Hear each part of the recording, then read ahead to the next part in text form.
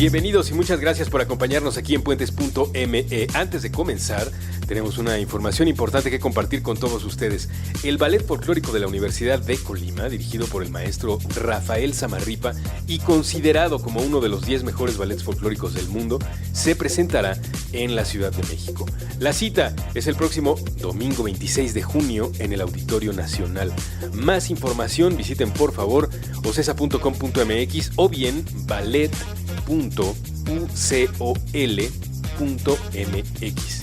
El Ballet Folclórico de la Universidad de Colima es presentado por OCESA. Muchas gracias por acompañarnos en Puentes.me.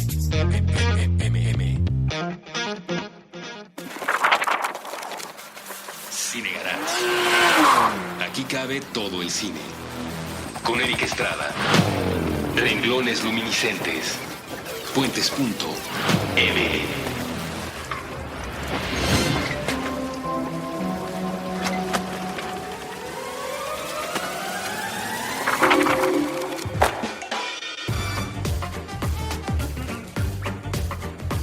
Hola, ¿qué tal? Muy buenas. Vamos a empezar un experimento que espero funcione con todos los amables escuchas que ya están aquí en el canal de Cine Garage dentro de Puentes. Como todos ustedes saben, Cine Garage hace la barra de contenidos de cine de aquí de Puentes.me.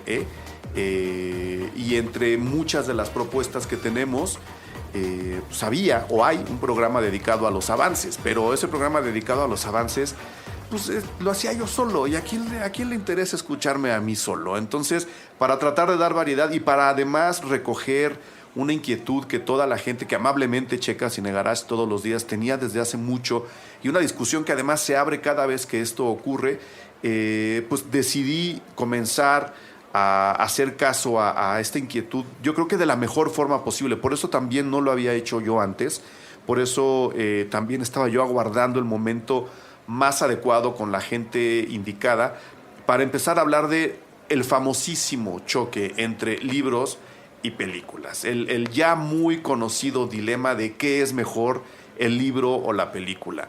La discusión con mezcales en la mesa que siempre trata de solucionar la pregunta de qué prefieres, el libro o la película. Daba para mucho, daba para hacer textos en Cine Garage, daba para hacer entrevistas, daba para hacer programas especiales, daba para voltear hacia todos lados. Y ahora que Cine Garage trabaja muy contento, muy agradecido con Puentes, en este formato que tenemos ahora de programas largos, de programas en donde podemos clavarnos en todo lo que queramos clavarnos, cabía de una forma menos rígida en la forma, pero pues más acertada en el fondo, hablar justo de este enfrentamiento, hermandad, relación, amor-odio, amor-amor, odio-odio, depende de qué libro y de qué película estemos hablando, hacer un programa con esta inclinación. Bajo esa idea y bajo la inquietud de Saraí Campech, una muy buena amiga, a quien además ustedes pudieron escuchar muy temprano en los primeros programas que hizo Cine Garage para Puentes. Ella me ayudó a enmarcar un poco lo que estaba ocurriendo en el Festival de Cine de San Cristóbal, uno de los primeros reportes que hicimos dentro de Puentes, platicando con ella mucho, con inquietud de ella misma para empujar un programa en donde la literatura entrara por un lado diferente a los programas de Puentes. Pues bueno, decidimos aventarnos, ¿no? Ver por dónde agarrar el toro y por qué tipo de cuernos lo íbamos a agarrar, para empezar ahora sí a hablar de cine y literatura, de los libros y de las películas. Una aclaración: sabemos, estoy perfectamente consciente de que en Puentes hay un programa dedicado solo a la literatura, que conduce con todo el acierto del mundo, con toda la lucidez del mundo y con todo el amor que él contiene en su pequeño cuerpito, el buen Eduardo Limón, que se llama Un libro para el fin. Él tiene un programa dedicado a la literatura. No nos vamos a encimar con Eduardo, no le vamos a quitar, ni queremos restarle público, todo lo contrario, queremos que su público nos escuche a nosotros.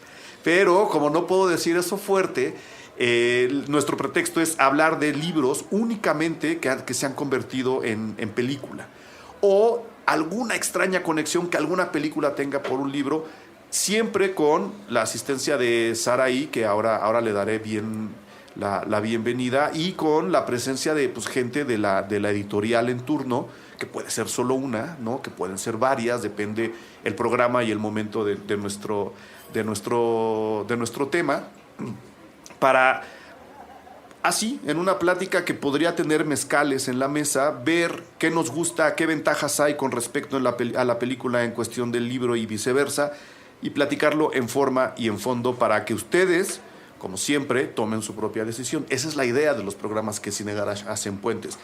Tratar de botar toda la información aquí enfrente para que ustedes tomen su decisión. Nosotros no somos ni queremos ser dueños de la verdad absoluta, no podemos. Me aburriría mucho ser dueño de la verdad absoluta. Entonces, mi esfuerzo es invitar a la mejor gente posible para que hablemos de los mejores temas posibles y yo nada más interrumpirlos de vez en cuando con preguntas impertinentes, como las que acostumbro a hacer. Entonces, habiendo explicado un poco el génesis o la génesis, ya no sé cómo se dice, el génesis o la génesis. El génesis es el libro. El génesis es el libro. La génesis es el origen. El origen. Okay. La génesis de esta idea, ya escucharon ustedes a mis dos invitadas de esta tarde. Una, ya la mencioné, Saraí Campech. Bienvenida, mil gracias por haber tenido esta idea, por ayudarme a concretar este programa que poco a poco irá tomando forma, como todos los programas nuevos. Bienvenida de nuevo a los micrófonos de Puentes, pero por primera vez a uno de nuestros estudios. Exactamente. La vez anterior fue a la distancia en San Cristóbal de las Casas y ahora pues yo más bien es la que tengo que agradecer que tuvieras los oídos ahí dispuestos a escuchar y a, como mencionabas, tratar esta duda, estas cuestiones que muchas veces surgen después de ver una película entre tal vez el personaje que se niega rotundamente a ver una adaptación cinematográfica, Ajá. que él dice no, o sea, el libro es 1000 veces mejor y a veces tienen la mala suerte de ir al cine y toparse con una mala adaptación, ¿no? Y seguir como con esta idea de no hay nada mejor que el libro. Entonces, por eso esta idea de que, bueno, tú que siempre estás al pendiente de los estrenos, de la cartelera. Pues a veces, pues la verdad cada vez menos, pero la lucha se hace, eso sí no lo puedo negar. Entonces, platicar sabroso sobre este tema y como mencionabas, tener un invitado con respecto al libro del que se hizo la adaptación. Ajá. Y en este caso sí. Nos acompaña Mayra, que viene de Penguin Random House, de estas editoriales que se van sumando otras tantas y quedan nombres extensos. Quedan nombres muy largos como las agencias de publicidad, como los despachos de abogados, pero con mejor onda. No, es mejor que las editoriales se junten para seguir haciendo libros y libres. Libros libres. Libros libres. Mayra González, bienvenida a los micrófonos de Puentes, bienvenida al programa de Cine Garage. Y pues acabas de ser nombrada madrina de este intento de programa que creo que va a cuajar, tomando en cuenta que me va a ayudar Saraí y que tú vas a ser una presencia habitual en este programa. Creo que no va a haber ningún problema. Mayra, bienvenida. Muchísimas gracias. Y sí, tengo un apellido muy largo. Mayra González de Penguin Random House Grupo Editorial. Sí, es un apellido muy largo. Pensemos que es de alcurnia. Estoy feliz de que podamos compartir los libros, de que podamos compartir las experiencias en pantalla, ¿no? Yo siempre he estado más del lado de los libros, pero nunca he sido una purista, entonces a mí me encanta leer los libros y ver las películas. Uh-huh. Y la experiencia, por ejemplo, que nosotros tenemos específicamente en lo que tiene que ver con adaptaciones de libros juveniles, ¿no? De los young adult, que ahora se les llama, es fantástica. Ahí sí, no sé si el público es diferente porque son los chavos, pero ahí hay yo creo que ahí es donde hemos encontrado el punto de hermandad perfecto entre libros y películas. ¿Cómo qué ejemplos podríamos tener de esta literatura juvenil de parte de la editorial? O sea, ¿qué libros, qué nombres hay por ahí que te hacen decir esto? Las ventajas de ser invisible, por Ajá. ejemplo, fue un libro que la película se estrenó mucho antes de que el libro estuviera ya en los puntos de venta, estaba apenas despegando en los puntos de venta, y recuerdo que en la Feria de Monterrey, que fue donde llegó la mayor cantidad y las primeras copias que llegaron, volaron por la experiencia de haber leído de haber visto la película, ¿no? Ajá. Mismo caso con toda la saga de Stephenie Meyer, ¿no? Con toda la saga de Crepúsculo, igual, o sea, realmente las salas se atiborraban y al mismo tiempo también Los libros los se acababan. libros se acababan, entonces era como un círculo virtuoso muy favorecedor. Y ahora vamos a hablar esta novela, es novela, ¿verdad? Este libro, La teoría del todo, entra en esta categoría del adulto joven, del young adult, como le decías antes. Esta es una categoría mucho más amplia, o sea, yo creo que hay jóvenes que se pueden interesar mucho, pero sí está más como en la literatura para adultos, ¿no? Diríamos. Adulto contemporáneo. Adulto contemporáneo, Como del ahora, young adult. Si tú tienes un apellido largo, las categorías tienen otros todavía más largos, ¿no? Adulto contemporáneo hombre, adulto contemporáneo mujer, y de ahí nos podemos seguir. Pues bueno, ya Mayra lo presentó, ya más o menos habíamos dicho el nombre. Hoy nos toca, de mi lado, hablar de la película de la teoría del todo, del de ustedes hablar del libro. Nada más una aclaración, yo tampoco soy purista, yo no creo en el hecho de que para ver o que me guste o juzgar una película hayas tenido que leer el libro, o sea, Claro. forzoso leer el libro, igual que al revés, o sea... No tienes que ver la película para saber si un libro te gusta o no te gusta. Y este programa está hecho para lo que acaban de decir, para platicar. Aquí no va a haber un veredicto final de, por lo tanto, la película es una basura. No, tienen enfoques diferentes. Yo todavía soy tan poco purista que creo que es imposible adaptar un libro a una versión cinematográfica. Puedes adaptar una idea del libro o... puedes adaptar incluso un capítulo de un libro entero que te sirve para contar otra historia desde otro punto de vista, ¿no? Entonces, si alguien estaba esperando que aquí finalmente íbamos a decir qué es mejor, si el libro o la película, le pueden dar stop en este momento porque no lo vamos a hacer, no queremos hacer eso. Entonces, vamos a empezar porque me imagino, viendo además el tamaño del libro, que es una cosa mucho más complicada de lo que nos presentó la película La teoría del todo, que dirigió James Marsh, y que a mí me dejó con un sabor agridulce. Por un lado me simpatizó mucho, técnicamente es una maravilla. Por el otro lado, creo que mucha de la carne que el libro puede tener se nos fue a la hora de cernirlo sobre el guión cinematográfico. ¿Qué tan bueno es el libro escrito por Jane Hawking, que en su momento fue esposa de Stephen Hawking, el personaje central de la película? No sé si él sea el personaje central del libro. Ahí viene el primer punto, ¿no? Que el libro está presentado a partir de las vivencias de la mujer y cómo tú lo estás leyendo y la estás conociendo, estás padeciendo, ¿no? Estás compadeciendo. Por momentos la ¿no? estás Por compadeciendo y en la película, por obvias razones, porque hay que dar el trancazo taquillero, se va hacia el lado del marido, ¿no? Del famoso marido. Es que termina siendo una película, digo, ahorita hablamos un poco de los detalles que hay en Hacia el infinito, que es como está titulada originalmente la película. ¿Cuándo La fue teoría del editado todo. en México? En México este mismo año. Bueno, el año pasado, perdón. El año pasado fue editado, 2014. Pero creo que terminó siendo una película romántica, o sea, una película de amor, ¿no? ya sea Jane al principio tratando de llevar esta super batalla y vencer al final, y después que aparece Jonathan, ¿no? Que además uno ve las fotos del verdadero Jonathan y dice, bueno, nunca tuvo muy buenos gustos Jane, pero No, el buen gusto no era lo de ella. Pero ahora que decías esta parte, Eric, de cuándo fue publicado, hay que recordar que hubo una primera edición de la biografía que escribió Jane Hawking, que escribió muy de malas con Stephen Hawking, que escribió muy después de un tremendo divorcio doloroso, porque al final, aunque les parezca absurdo, al final el que termina la relación es él. Por otra mujer. De pronto es complicado poder visualizar esta parte, pero así fue. Music to Move the Stars se llamaba la primera edición. Después, cuando él se divorcia de la segunda mujer, de la que termina siendo su enfermera al final de la película, cuando se divorcia, vuelven ellos a tener ahora una colaboración, están trabajando juntos y entonces vuelven a ser amiguitos, y ella escribe una biografía menos enojada. Que es lo que ya tenemos como la idea original hacia la película, que termina siendo una película romántica. ¿Tú pudiste leer aquella primera versión? No. No, pues es que, por ejemplo, cuando yo vi la película, justo me pasó eso. ¿no? La vi y dije, estaba muy padre la historia de ellos dos, ella por el lado del arte, él por el lado de la ciencia, ¿no? Incluso el tráiler de la película te vendía la idea de el tiempo y el espacio como dos cosas que están juntas pero que no son lo mismo. Está muy bien, ¿no? Y estamos hablando de Stephen Hawking, uno de los científicos vivos más importantes que tenemos, ¿no? Una de las mentes más brillantes en toda la historia de la humanidad. Pero a final de cuentas me están contando una historia de amor. ¿Por qué no se deciden a contarme una historia de amor y dejamos de lado al señor Stephen Hawking, que además lo conocemos porque lo tenemos que conocer, lo vemos prácticamente todos los días a todas horas?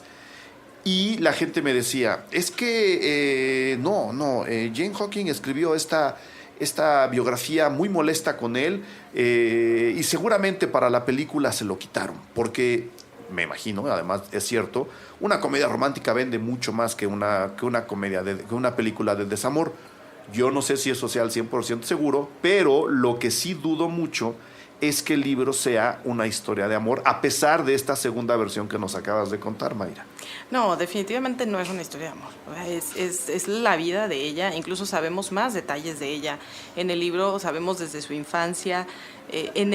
Si ustedes piensan en la película, para quienes la vieron, en la película realmente el motor de cómo se van desgastando tiene que ver con el tema de la vida doméstica, sí, ¿no? Un poco también de pues cómo la enfermedad va cada vez haciendo más mella en él, de renunciar a sueños, ¿no? Renunciar a sueños. Sí, porque a ella le acaba cayendo prácticamente un hijo más, ¿no? Por la incapacidad física que tiene Hawking, ella acaba teniendo un hijo de 40 años.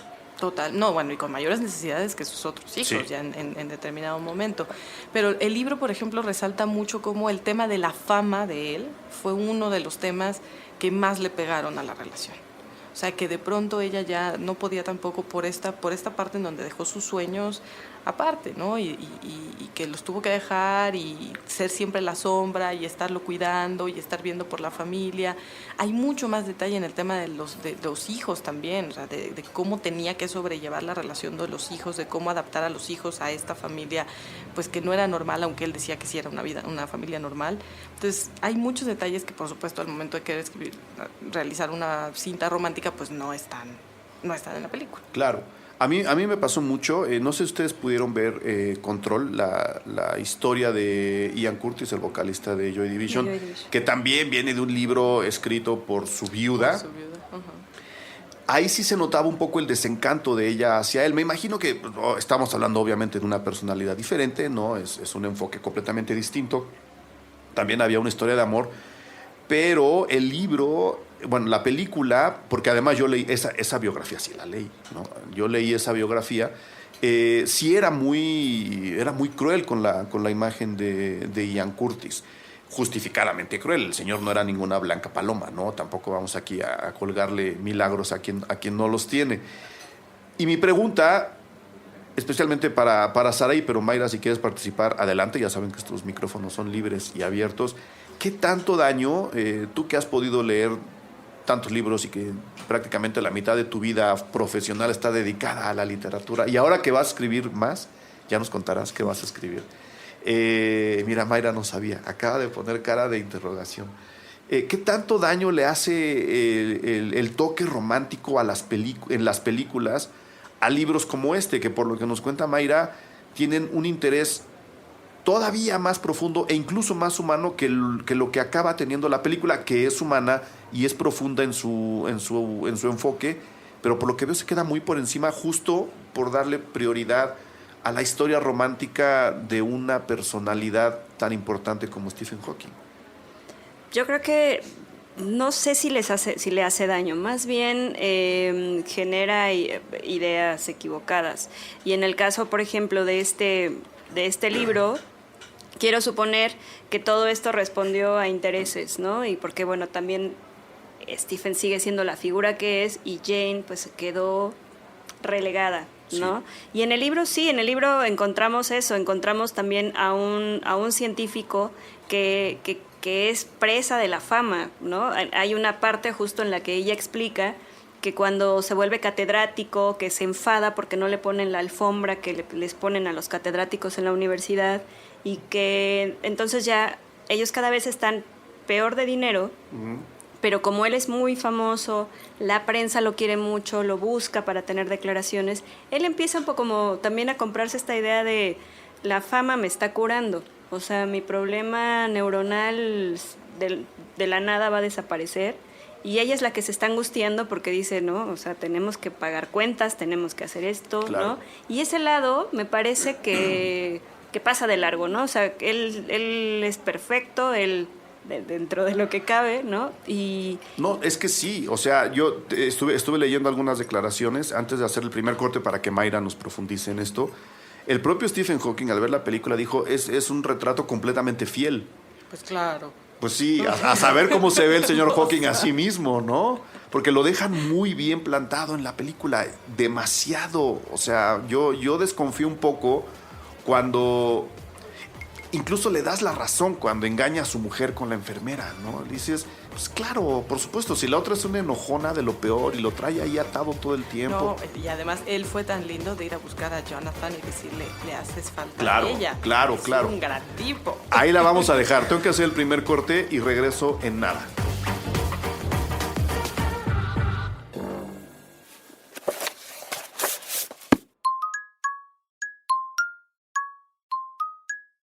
Nos imaginamos que el espacio-tiempo inmaterial donde se encuentran las piezas auditivas de Puentes es un pizarrón con mensajes a la vista de todos y aquí tendríamos una idea diseñada para colgar de él.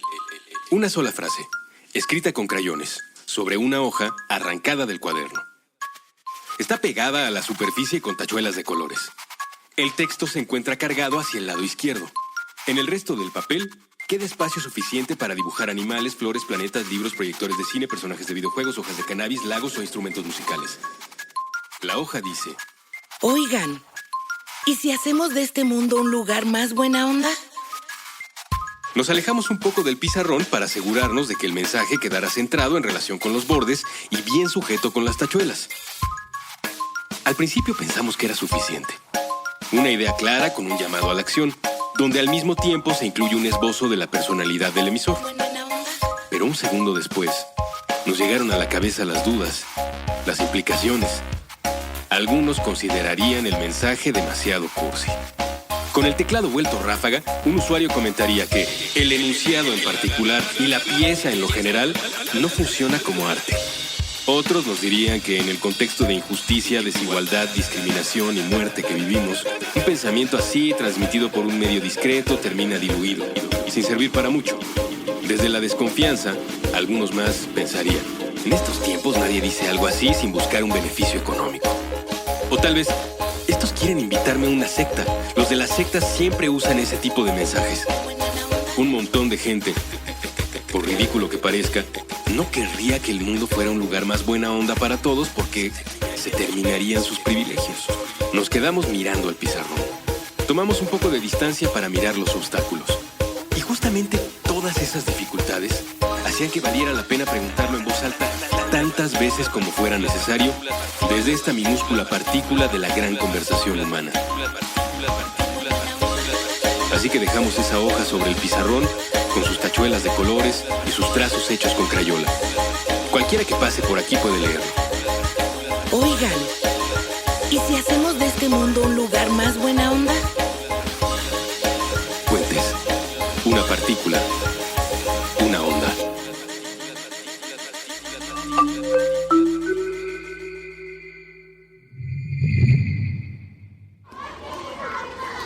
Considerando la minúscula posibilidad de que cuanto sabemos esté mal.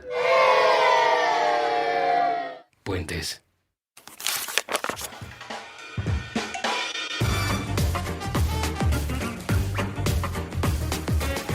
Ok, hice el corte en una pausa muy particular. Jonathan, Stephen Hawking, Jane, ¿cuál es la relación de ellos tres en el libro? Porque, te lo voy a decir bien claro, en la película es casi una comuna hippie, ¿no? Así de, pues mira, todos con todos, cuando todos queramos, ¿no? Y no, aquí no pasa nada, la buena onda, fúmate un churro y se acabó. ¿Así está en el libro? Bueno, en la película un poco la idea es no pasa nada, ¿no? La película es todos somos amigos y Sí. aquí no pasa nada hasta que haya permiso, autorización y todo sea legal. Hasta los hijos lo permiten, casi, ¿no? Pues es que los hijos agradecen finalmente tener una figura masculina que los pueda cargar, que los pueda hacer volantín, ¿no? O sea, que también es algo que como que enfatizan mucho en la película. Acá, como tenemos la perspectiva de Jane, y no sé si Saraí esté de acuerdo conmigo, sí compartimos mucho más sus sentimientos. O sea, sí nos damos cuenta de la confusión en la que ella estaba. Claro. Y de la problemática emocional que estaba sintiendo, porque además este momento en donde le pregunta a su suegra de quién es el tercer hijo, ¿no? Que sucede también en el libro tal cual. Bueno, en el libro sucede cuando están las dos con el bebé, a solas, no en una fiesta, una reunión como en la película. Ella también tiene que vivir con esto de decir, yo no había hecho nada mal, o sea, sí tenía mis sentimientos, pero ya los demás también lo estaban notando, y pues claro que lo estaban notando. Uh-huh. Incluso hay una parte donde una tía, ¿no? Está a punto de morir, 80 años, y la va a ver Jane y le dice, ay, Jane, no me puedo imaginar que no tengas una vida sexual, ¿no? O sea, sí. Que es algo que medio se sugiere en la película. Wow. Se sugiere mucho, tienen 3 hijos. No, claro, no, pero a lo que quiero decir es que se sugiere que ella parecería que ella no sufre por la carencia de una vida sexual completa. Obviamente tiene una vida sexual porque hay 3 chavos ahí, pero viendo al señor Stephen Hawking, nos imaginamos, estoy hablando de la película y como lo cuento en la película, nos imaginamos que a la señora le hace falta algo. Nunca hay una profundización en el... Señores, las mujeres necesitan una vida sexual y necesitan, como los hombres, ejercitarla y llevarla de la mejor manera posible al mejor término posible. Porque en la película nos lo dejan tan lejano. Eso es algo que yo le voy a reclamar a Hollywood siempre. Hace rato hablábamos de Edén, una película que se estrenó. Para efectos de esta grabación, se estrenó hace mucho tiempo, pero en realidad estamos grabando un par de días antes de que se estrene. Cuando ustedes escuchen este programa ya habrá pasado el estreno y probablemente habrán visto la película. Es una película muy divagante, es una película que no es nada descriptiva ni nada puntual, se va mucho por las atmósferas, como por memorias así de, ¿y te acuerdas cuando bailábamos hasta que amaneciera? Y a pesar de eso, nos dejan muy clara, es Francia, por supuesto, es una película francesa, nos dejan muy claro el peso de la vida sexual de sus personajes, sin mostrárnoslos en la cama, sin tener que estar encima de ellos. Hay una importancia de la vida sexual que el cine europeo sí le da a sus películas, y en este caso el cine británico, hollywoodense, siempre han optado por, pues vamos a dejar por ahí como que la señora pues, tenía ganas de... Cerró la puerta, ¿no? Sí. No entiendo por qué hay ese miedo en las películas a una vida sexual que, por lo que me cuentan, está muy presente en el libro. Por lo menos el lado de la frustración de la vida sexual está algo presente en el libro. Sí, es más hacia la mitad del libro, que incluso Jane no estaba consciente. Estaba, como había tomado tanto este rol de madre, ¿no? De compañera, de asistente, que lo había dejado pasar un poco, ¿no? Sino es a partir de este momento en el que empieza ella a caer en cuenta de que ella es un ser humano con necesidades y con muchas otras cosas que había dejado ahí guardadas en un cajón y que había perdido la llave. Pero entonces Jonathan tiene un papel más importante en el libro. Yo diría que sí, finalmente son más páginas, no hay más espacio para hablar de él, pero sí tiene un papel más importante. Y ahora, por ejemplo, lo que decía Saraí con respecto a que ella empieza a sentir esta frustración, en la película solo hay un guiño en donde Stephen le dice, ¿no? Le dice, yo entiendo si tú necesitas algo. Pero así como... Sí. Y ella se acerca, lo acaricia, lo besa y, ay, no, claro que no necesita nada, pues claro que necesita la mujer. El tema, yo creo que de Jonathan sí está mucho más presente en el libro, y algo también que está muy presente en el libro es el tema de la academia. Ya hace ratito, por ejemplo, también platicábamos de que no le ponían la alfombra o este tipo de cosas. Pero o sea, de la parte rockstar, oscura. Pero la parte de cómo fue realmente convirtiéndose en el genio. O sea, yo tengo muchos amigos geeks que fueron a ver la película por conocer la biografía de él. Ahí hay uno, mira, ahí hay uno que está, el buen Andrés Vargas Russo, ahora tan concentrado en el guión de su siguiente programa, fue muy emocionado, pero muy, muy emocionado a ver la película, porque dijo, me van a contar un poco en dónde comenzó la chispa de uno de mis ídolos en la vida. Y aquí sí está aquí sí está cómo fue impulsado. En el libro, quieres decir. En el libro, sí, porque en la película está impulsado por el maestro, cómo lo empiezan unos a criticar, pero otros ya empiezan a emocionarse con sus teorías, cómo lo empiezan a invitar a que sea catedrático, cómo lo empiezan a invitar a congresos a distintos países. O sea, eso sí está en el libro también, que es parte fundamental del hartazgo y del cansancio de Jane, si volvemos a que al final es una biografía narrada desde el punto de vista de la mujer. Claro. Que un punto de vista que le quitan por completo en la película. ¿No? En la película parecería que el señor nació, que sí hay que nacer con un genio, pero hombre, su trabajo le costó y ese trabajo no está en la película. O sea, parecería que él siempre fue brillante, que siempre tuvo todas las ideas claras en su cabeza y que lo único que tuvo que hacer fue escribirlas un día en el pizarrón para que la fama le cayera encima. Eso a mí se me hace... no de esta, sino de muchas películas, y lo he dicho ya muchas veces, se me hace un poco irresponsable de la gente que escribe y cuenta películas. El hecho de que no le cueste trabajo a los personajes conseguir lo que quieren conseguir, se me hace muy, muy mal ejemplo, muy mal discurso, especialmente para los chavos, ¿no? Que luego creen que moviendo la varita mágica, ya luego hablaremos de historias de hadas y de príncipes y de princesas, creen que mover la varita es... ¿no? Creen que el cajero imprime el dinero, no, hay que meterle el dinero antes, ¿no? Y la película se pasa la metida del dinero por el arco del triunfo, no vemos nunca a Stephen Hawking sufrir o trabajar por conseguir lo que tiene.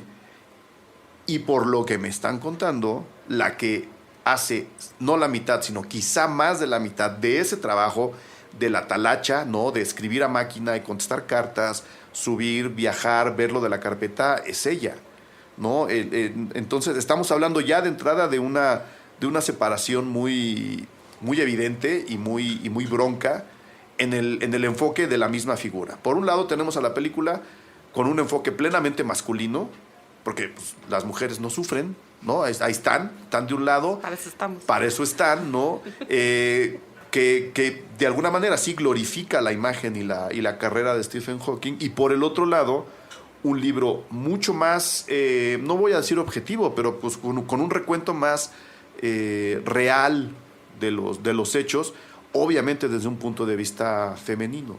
¿Qué tanto trabajo cuesta ahora entender o publicar o difundir? Todavía cuesta trabajo, quiero decir, difundir un punto de vista femenino como el de este libro. Lo que pasa es que además siendo las viudas o las divorciadas, como que siempre hay un estigma detrás de, es que está enojada, pues es que no, o sea, como que... Es la idea, esa es la idea que comunica la película, justamente. Parece que ella es un ogro. A mí eso me da mucho miedo. Es que hace rato que hablaban de los intereses, claro que había un interés detrás de la película, se la mostraron a Hawking. Sí, por eso él mismo dijo que era un buen retrato. Sí, no sé qué, y hasta les prestó los audios de su sintetizador. Los audios que aparecen son los reales de él, porque él dijo, claro, pues esta película, pues, pero por supuesto, si es la meritita, ¿verdad? Si hasta guapo me ponen, ¿no? Sí, no, o sea, porque además, no, también... Lo entiendo perfecto. Mayra está muy molesta con la película. No, es que el efecto cinematográfico, entiendo el impacto, pero el momento en el que se ven en la fiesta y ella voltea y lo ve, y quién es él, y él, claro. O sea, híjole. Que de hecho ahí empieza la película, ¿no? Ahí es donde yo cuando la fui a ver dije, híjole, esto ya no va por donde yo quería que fuera.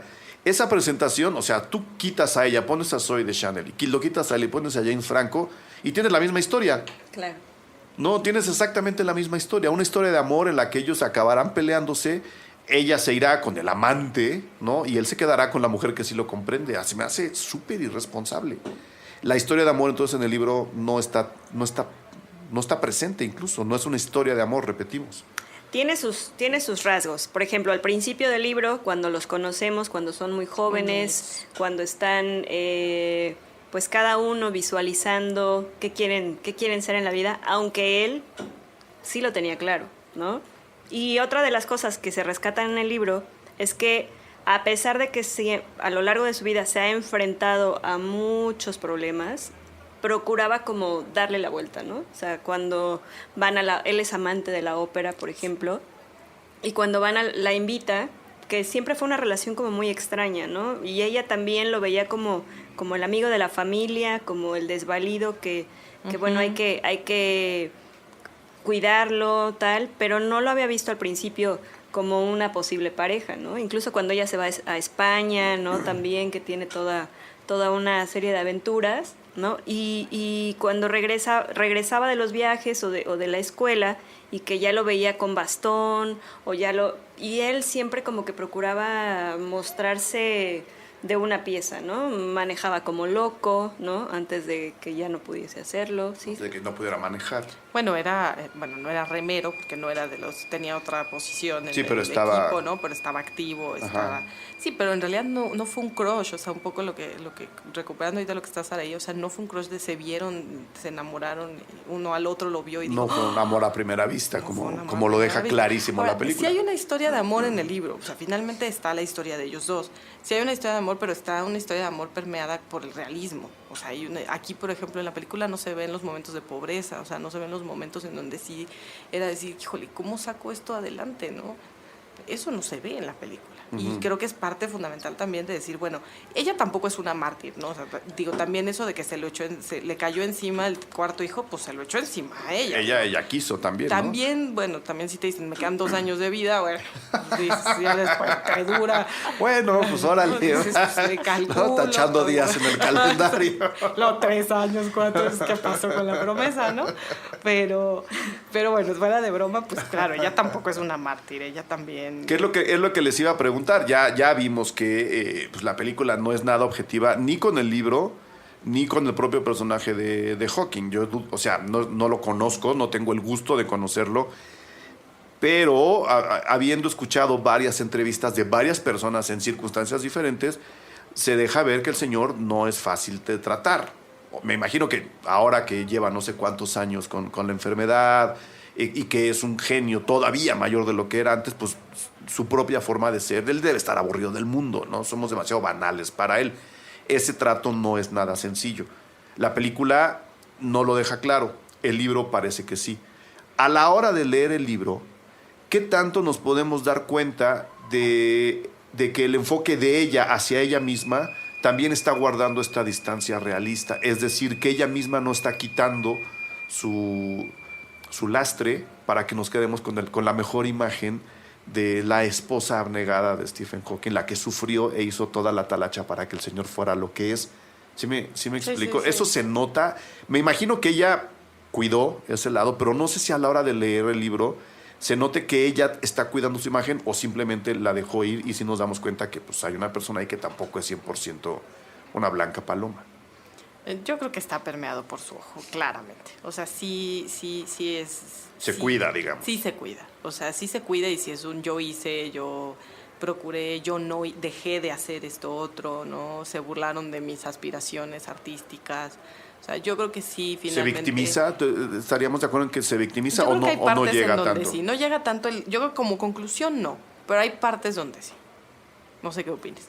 Yo creo que sobre todo hacia el final, ¿no? O sea, cuando justo ella cae en cuenta de todo lo que dejó atrás, es cuando empieza como a asumir ese papel. Porque al principio es más como un diario, ¿no? O sea, sí es como muy neutral, ¿no? De él iba, yo fui, yo hice, o él estuvo, me enteré, leí.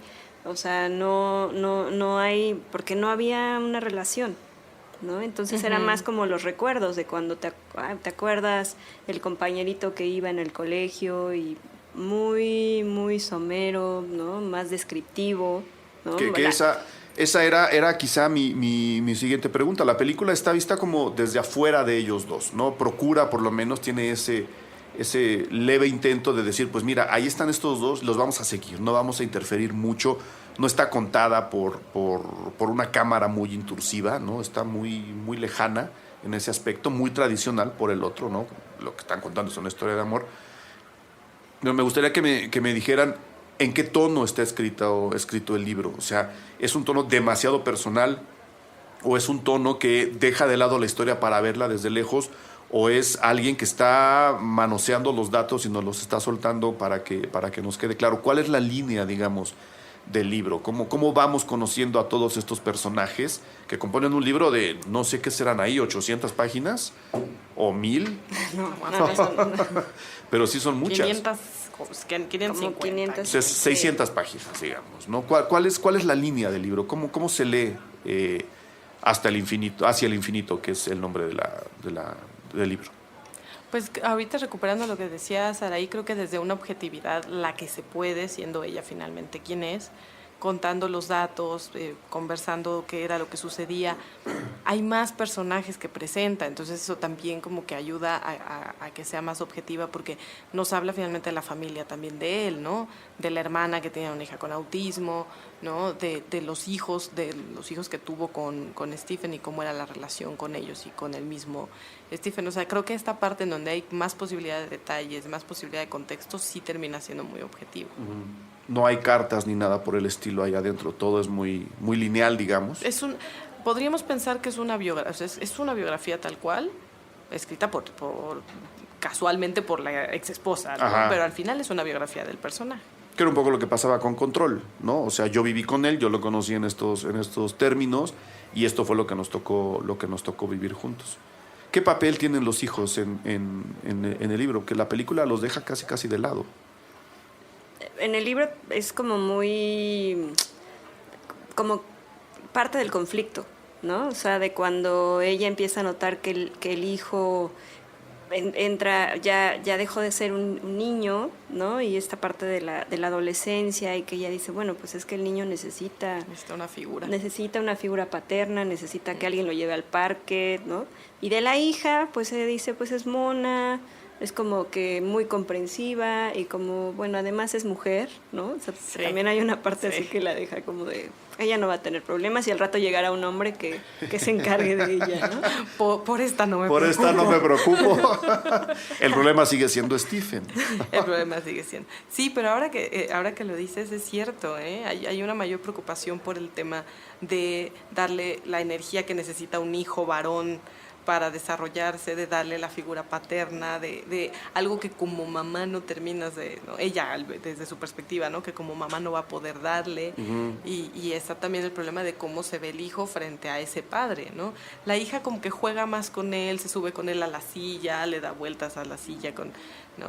Hay un momento en donde casi cae la niña porque están precisamente jugando, y entonces ella también es como, la misma Jane dice, en ese momento me di cuenta de que había riesgos también ya, ¿no? Claro. De que ya no estábamos viviendo con la facilidad con la que vivíamos al principio, entre comillas, ¿no? Porque al principio pues él finalmente todavía hablaba, comía, y poco a poco fue perdiendo todo eso. Y bueno, ni poco a poco, ¿no? O sea, realmente es bastante vertiginoso. Desde el momento en el que ya empiezan a vivir juntos, allá toda la decadencia, hasta que ya no puede hablar, ya no puede hablar por la decisión que ella toma, ¿no? Pero ya no puede comer, ya no puede... Claro. No, pues ahora me da todavía más coraje porque, pues digo, la gente ya lo sabe, yo publiqué mi videocrítica cuando se estrenó la película. Yo hablaba de una película muy superficial, muy romantizada, ¿no? Con estos colores que explotan, la escena con la luz negra donde él explica, mira, las camisas brillan por tal, pero tú y yo, ¿no? La bicicleta retratada casi en slow motion, incluso la caída de él, ¿no? La famosa caída cuando que se no rompe. Que no hay tal en el libro. Fíjate, la caída esta que les digo, retratada en slow motion, que luego hay toda una escena dedicada a las consecuencias de esa caída, y él trae la cicatriz y las costras, cómo sufre Stephen Hawking. Están retratados todos con una romantización de la imagen que dices, señor, Spielberg dejó de hacer eso hace años. Spielberg ya no lo hace. Spielberg está en otras cosas, y él fue el que trajo estas formas de iluminar y estos tonos dorados al siglo XX. No sé, o sea, insisto, cuando hice mi videocrítica yo hablaba, todo eso está muy por encima, es un universo demasiado Hollywood, demasiado colorido para lo que debe ser la vida de un hombre que está amarrado a su silla de ruedas, y de la mujer que, querámoslo o no, podríamos definir como que está amarrada a ese hombre, ¿no? Entonces la película se me está quedando ya muy, muy lejana, y lo siento mucho, pero yo mismo me estoy dando la razón. no es para nada tan profunda como puede ser, en este caso, una biografía escrita por la mujer de Stephen Hawking. Tengo que hacer la segunda pausa de este programa y regresamos a que Mayra nos cuente por qué no está la caída que está en el tráiler de la película, que es parte fundamental de la película, que se pasó en la entrega del Oscar, como vean cómo sufre el señor Reitman haciendo el papel de Stephen Hawking. Ahora venimos. El Museo del Objeto presenta la exposición Erotismos, la vida íntima de los objetos. ¿Qué pueden decir las cosas sobre nosotros? Erotismos, sobre nuestros deseos, sobre las historias que nos aceleran la sangre. Erotismos, un recorrido por objetos que llegaron hasta nuestra realidad, directo de la fantasía de alguien más. Colima 145, Colonia Roma Norte, Ciudad de México. Acompaña tu visita escuchando las intervenciones de Puentes en Spotify. Busca la playlist de Erotismos Modo. En configuración, activa la reproducción con crossfade de 12 segundos y reproduce la playlist en el orden original. Erotismos, la vida íntima de los objetos. Martes a domingo de 10 a.m. a 6 p.m. Del 20 de abril al 28 de agosto 2016. Spotify y Puentes invitan.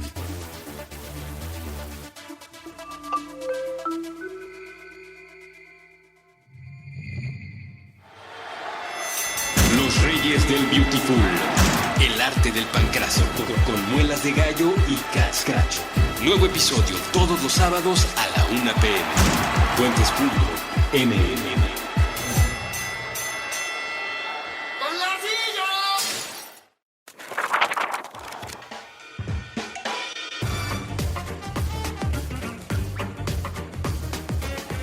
Mayra, la caída no está en el libro. No, está, o sea, hay caídas, porque empieza, lo que pasa es que hay varias caídas que empieza. Hay muchísimas. Hay muchísimas. De hecho, yo cuando vi la caída en la película dije, qué mala información también con respecto. Es que tú ya habías leído el libro, por supuesto. Por la enfermedad, ¿no? Porque la enfermedad, o sea, hay quien puede llegar a pensar que por la caída de Vin, digo, obviamente hay mucha información al respecto de la enfermedad de Stephen Hawking, pero digamos que no. Pero hay quien, como que da la idea, el efectismo de esa escena, da la idea de que se cayó y entonces ya se le detonó esto y tiene 2 años y se va a morir en 2 años, ¿no? Entonces, no, hay varias caídas, hay varias cuestiones de torpeza, que es en donde se empieza a ver que pues algo tiene, que su cuerpo ya no le está respondiendo. Yo voy a defender, no la caída, bueno, sí la caída, pero no la forma en que está puesta la caída. La caída está puesta, efectivamente, quizá y probablemente de manera involuntaria, como parecería que es parte que es parte de lo que detona la enfermedad, que a partir de ahí él se pone mal. O sea, está mal acomodada en la película. Pero creo que sí era necesario tener una caída así de dramática. Número uno, para ejemplificar la torpeza a la que la enfermedad lo está orillando. Y 2, porque era, ahora sí, muy anticinematográfico mostrar que el señor se cae cada 2x3. O sea, si tú tienes 4 caídas de la misma persona en una película, pues ya te ríes de él. Aquí lo hacen dramático, lo romantizan, como les acabo de decir, ¿no? Lo acentúan, pero está mal acomodada en la película. Efectivamente, parecería que en parte por esa caída el señor se pone mal y ahí empieza su pequeña debacle física. Uh-huh. Pero entonces hay varias, hay una descripción también de la... Ahora me explico por qué Hawking dijo, claro, es un gran retrato mío, pues... Ni siquiera sufre, ¿no? Se cae solo una vez, ¿no? Es que yo creo que ese es un rasgo de la personalidad de él, ¿no? De no verse realmente cómo está, o cómo empezó a desmejorar, ¿no? Porque incluso esta parte cuando ya se vuelve catedrático y que no quería perder este aire de joven, ¿no? De buena onda, de vengan los niños a mí que voy a revelarles los secretos del universo, ¿no? Porque él estaba como, sí, en su nube, ¿no? Sí, hay un rollo ahí permanente de que está en su nube, sí es cierto. Es que debe ser difícil, ¿no? Es que finalmente es un genio. Exactamente. Es un genio. Las conversaciones además que tienen, las conversaciones familiares, o sea, son conversaciones elevadas, ¿no? Hablando de Chekhov, hablando de, o sea, no solamente de ciencia, ¿no? Porque además es un hombre completamente culto, la ópera, el teatro, ¿no?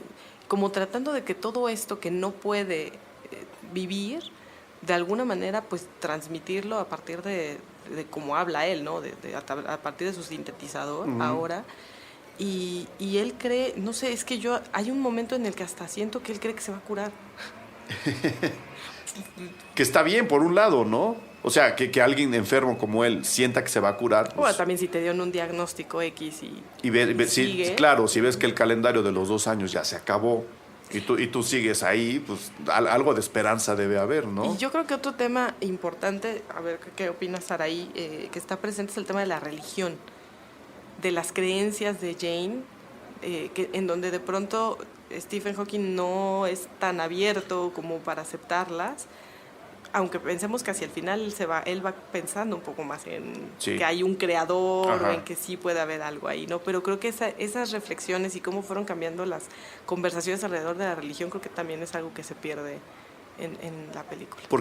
Exacto, porque la película lo deja muy por encima, Saraí. O sea, así como de, pues tú traes tu cruz colgada, yo no. Sí, no sé cómo está en el libro. Y vuelve esta situación de cómo impone la figura de Stephen sobre Jane, ¿no? De cómo se siente avergonzada por pensar que hay un ser, ¿no?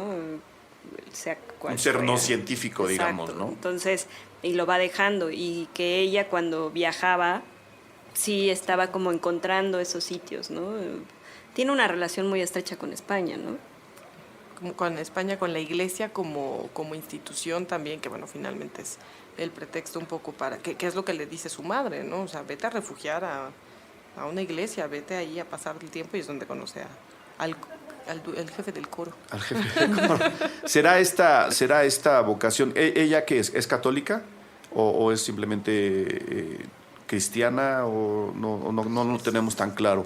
Pero será esta vocación cristiana, le vamos a llamar, para englobar cualquier religión que quepa en el cristianismo, las creencias de Cristo, bueno, las enseñanzas de Cristo, o en la teoría de Cristo, ya no sé, ya es que ya por donde le vea uno, ya la corrección política, es que dijiste que entonces yo digo todo antes de que me vengan a regañar.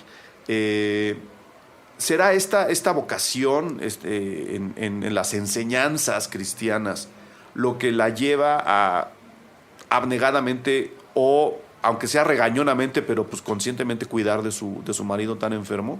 ¿Será esa una parte de, pues, tengo que estar con él porque es un ser humano? Ya olvidémonos que es el padre de los hijos. Es un ser humano que está enfermo y que en este momento no tiene a nadie. Porque yo me quedé con la idea, que nunca dije, porque tampoco la película es clara. La película es muy vaga. Ahora que me están contando, la película es muy, muy, muy vaga. De que ella se hace a un lado cuando sabe que una enfermera, guapa o no, que aquí la pintan guapísima, ¿no? Sí. Una enfermera, guapa o no, se está haciendo cargo de él. Entonces tiene dos en uno. Una mujer que científicamente sabe cómo cuidarlo, o clínicamente sabe cómo cuidarlo, y que además lo quiere. Señores, me acaban de abrir las puertas del convento, ahí se ven, ¿no? No sé cómo esté manejado aquí el papel de la enfermera, que acá ni abnegada ni nada, parece casi como una oportunista la señora. Bueno, pero también es una entrada muy rápida. Sí. ¿No? Sí. O sea, ya como que de que entra a que se acaba la película.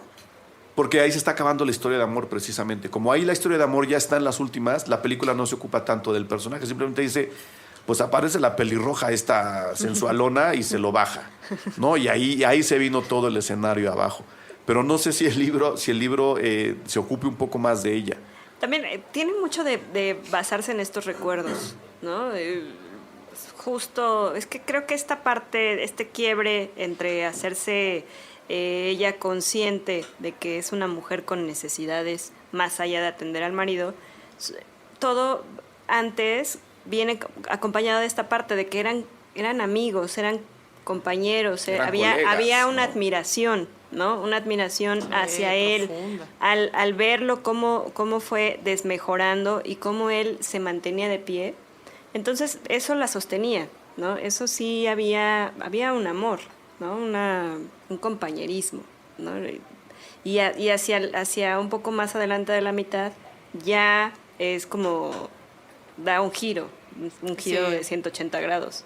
De yo tengo una vida, yo tengo también, una vida, sí. Yo tenía aspiraciones, porque además eso, ¿no? Es una mujer abnegada y todo, pero que en todo momento nos deja claro que a ella le interesaba la literatura, que a ella le interesaba el arte y que ella quería llegar a algo grande también, ¿no? O sea, igual, así como él en la ciencia, ella quería llegar a algo así de grande en el arte, ¿no? Y le entregó su vida a Stephen Hawking. Y le entregó su vida. Ahora, la enfermera finalmente también cuando entra al juego, ella sí se siente relegada. O sea, sí hay un momento en el que, pues es que ya, lo que decías, ahora ella ya lo sabe cuidar, ahora ya tengo tiempo libre. Pues Jonathan, ¿dónde estás? ¿No? Venga, Chepac. Algo que quieran agregar, chicas, algo que digan, esto debió haber entrado a la película y no entró. Yo ya dije, ¿no? Debieron haber entrado muchas más cosas. Por lo menos tomarse un poco más el tiempo de matizar más a los personajes. Yo creo que, y especialmente después de lo que me acaban de contar, quedan muy maniqueos. Es una película completamente con enfoque masculino, lo cual también está muy raro. Y ahora, pues bueno, habrá que leer la biografía. Algo que ustedes ahora recuerden, o mientras vieron la película, antes o después de leer el libro. Tú después. Mayra. ¿Tú, Saraí? Antes. No, después. Después también. Algo que al ver la película dijeran, porque es lo que dice todo mundo cuando ve la película. Híjole, es que no hablaron de... ¿Qué? No, yo creo que la película, pensando en que es una gran producción hollywoodense, británica y todos los asociados, cumple en presentar, en tomar la figura de un personaje, sí, ¿no? De alguna manera humanizarlo. De que, miren, Stephen no surgió por generación espontánea, ¿no? O sea, sí es de este planeta. Es un ser humano, ¿no? No es personaje de los Simpsons tampoco. No. Entonces cumple esa parte, ¿no? Cumple esa parte de traerlo otra vez a nuestra mente.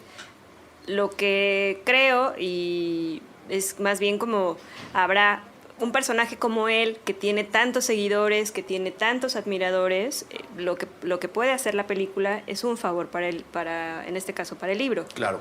Porque entonces habrá todas estas dudas o estas cuestiones que pensaban que se iban a descubrir en la pantalla y que van a decir, pues a lo mejor en el libro sí. A lo mejor ahí sí están, ¿no? Hay que ir a buscar el libro y completar la información. Que yo creo que es la manera ideal de funcionar a la hora de que vemos un libro hecho película, ¿no? Ver la película. Si ya leyeron el libro, pues idealmente volverlo a leer. Es más difícil leer un libro 2 veces que ver una película 2 veces, no solo por la inversión de tiempo, sino porque pues, el ejercicio intelectual es diferente. Pero lo ideal sería, si ya leyeron el libro y ya vieron la película, volverlo a leer. Y si no, ver la película y después leer el libro, ¿no? No hay spoilers en este tipo de historias, ¿no? Si ya saben cómo acaba la película, eso no implica que el libro acabe igual, y que aún acabando igual les esté contando la misma historia. Ya vimos que no. Justo hacia allá va este programa, ¿no? Puede que tengamos 2 troncos muy parecidos, pero la historia, a pesar de que empiece igual y termine diferente, pues acaba siendo completamente diferente, ¿no? Completamente distinta. No es lo mismo lo que cuenta un libro que lo que cuenta una película. Entonces, están invitados. El libro todavía estará a la venta, me imagino, ¿no? En todos lados. En todos lados. Hacia el infinito. De Jane Hawking. De Jane Hawking. Que es la biografía autobiografiada. Lo vamos a llamar así, ¿no? Pues sí, también está ahí su vida. Una biografía autobiografiada. Algo que quieran agregar, chicas, antes de irnos. Pues nada más eso, que digo, no hay que tener miedo, se haya visto primero la película o después, pues saber que frente a lo que nos vamos a sentar a leer el libro o a ver la película es otra cosa, ¿no? Igual también hay gente que vio la película, le encantó, empieza a leer el libro y llega a la parte de los rusos y dice, bueno, ya qué flojera, ¿cuál ¿no? es la parte de los rusos? No, bueno, de los... Siempre hay unos rusos. De los Siempre hay unos académicos rusos. Habré salido al baño en esa parte. Y del contexto comunista y todo eso y dicen, esto qué.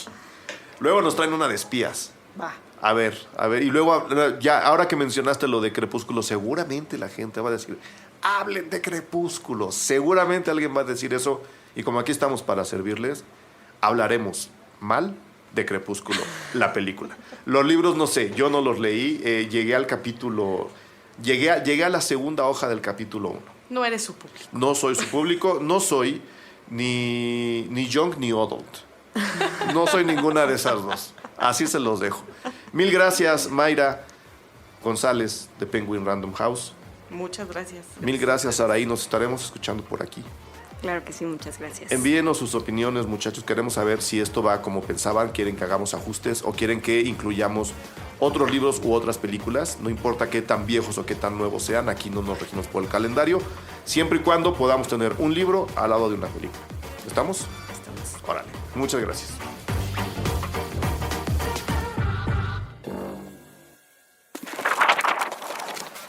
Cine Garage. Aquí cabe todo el cine. Con Eric Estrada. Renglones luminiscentes. Puentes.ml.